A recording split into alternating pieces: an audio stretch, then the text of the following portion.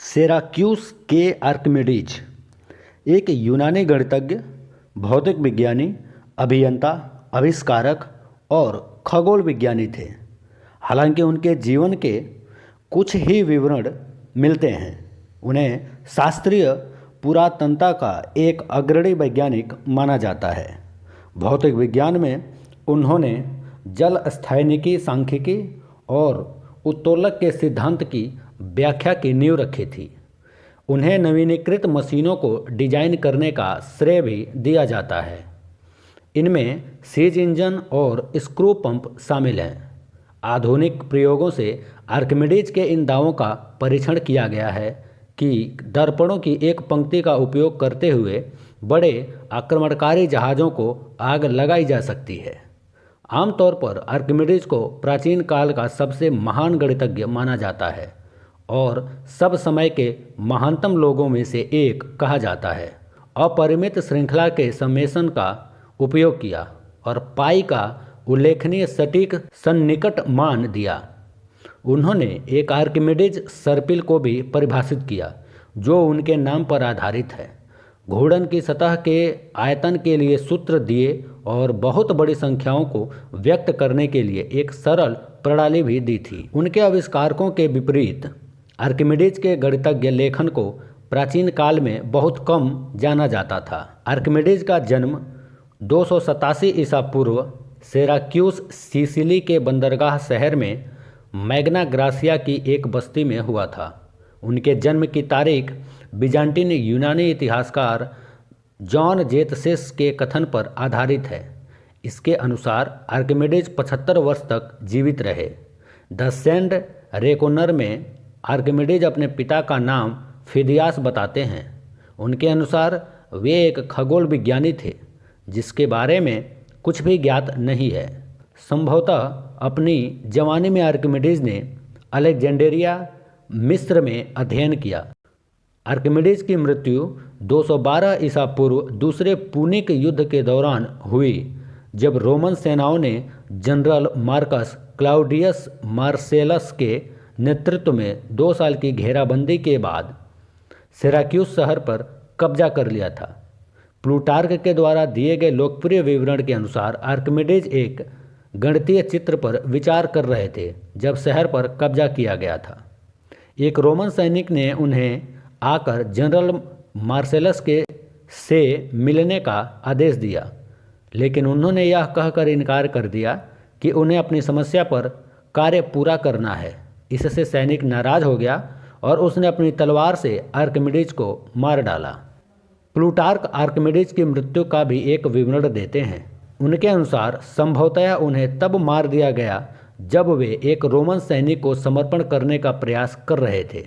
इस कहानी के अनुसार आर्किमिडीज गणितीय उपकरण ले जा रहे थे और उन्हें इसलिए मार दिया गया क्योंकि सैनिक ने सोचा कि कीमती सामान है।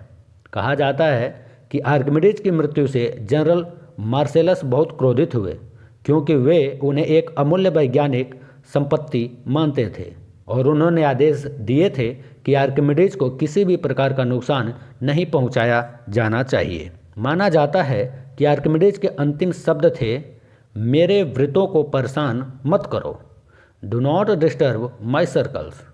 यहाँ वृत्तों का संदर्भ उस गणितीय चित्र के वृत्तों से है जिसे आर्किमिडीज उस समय अध्ययन कर रहे थे जब रोमन सैनिक ने उन्हें परेशान किया। लेकिन इस बात के कोई भरोसेमंद प्रमाण नहीं है कि आर्किमिडीज ने ये शब्द कहे थे और प्लूटार्क के द्वारा दिए गए विवरण में नहीं मिलते हैं।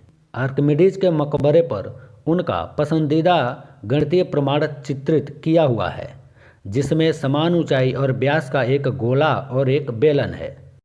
दोस्तों, अब बात करें आर्किमिडीज के सिद्धांत के बारे में।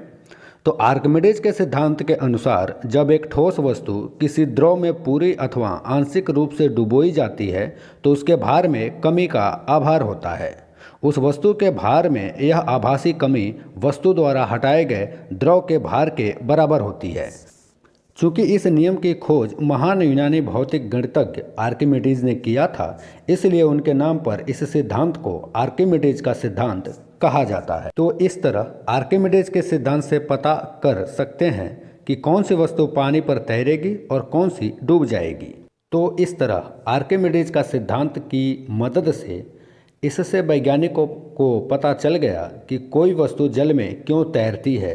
इसके बाद बड़े बड़े जहाज़ों का निर्माण किया जाने लगा, जिससे समुद्री यात्रा संभव हो सकी। और जब भी कोई वस्तु द्रव में तैरती है तो वस्तु का वजन नीचे की ओर बल लगता है।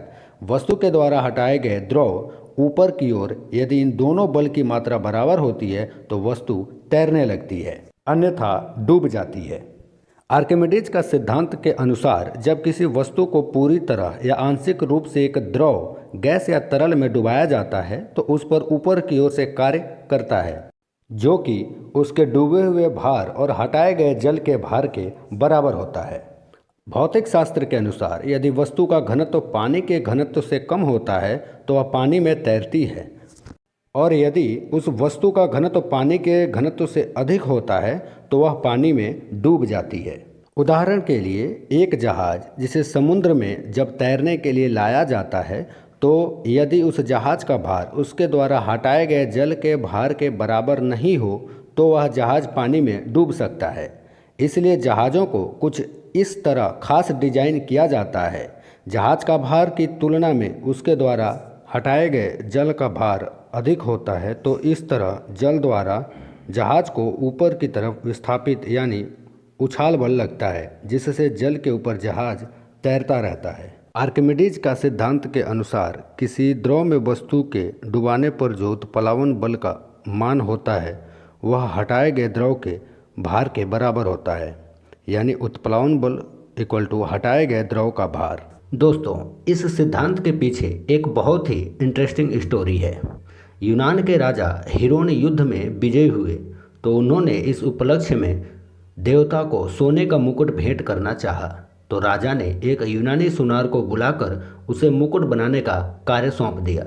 उस सुनार ने राजा के हुक्म को माना और राजा के मुकुट बनाने का वचन भी दे दिया। राजा हिरोन ने सुनार को मुकुट बनाने के लिए राजकोष से काफ़ी मात्रा में सोना भी दे दिया। उस यूनानी सुनार ने तय समय में मुकुट बनाकर राजा के सामने पेश कर दिया। राजा को मुकुट देखकर उसमें चांदी की मात्रा का मिलावट होने की आशंका हुई। उसने मन ही मन विचार किया और मुकुट की जांच कराने की सोची। एक बड़ी दुविधा यह थी कि मुकुट को बिना क्षति पहुंचाए जांच कैसे की जाए। फिर राजा ने अपने नगर के विज्ञानी आर्किमिडीज को बुलाया। राजा हिरोन ने आर्किमिडीज को मुकुट का सारा किस्सा सुनाया और मुकुट की जांच करने के लिए कहा, लेकिन साथ ही यह खास निर्देश भी दिया कि मुकुट को कोई क्षति नहीं होनी चाहिए। एक दिन की बात है, आर्किमिडीज स्नान कर रहे थे। उस समय जैसे ही आर्किमिडीज बाथ टब में नहाने के लिए बैठे तभी टब का पानी टब के किनारों से बाहर निकलने लग गया। इस पर आर्किमिडीज गहन चिंतन में डूब गए और काफ़ी परिश्रम करने के बाद उन्होंने उस समस्या का समाधान निकाल लिया।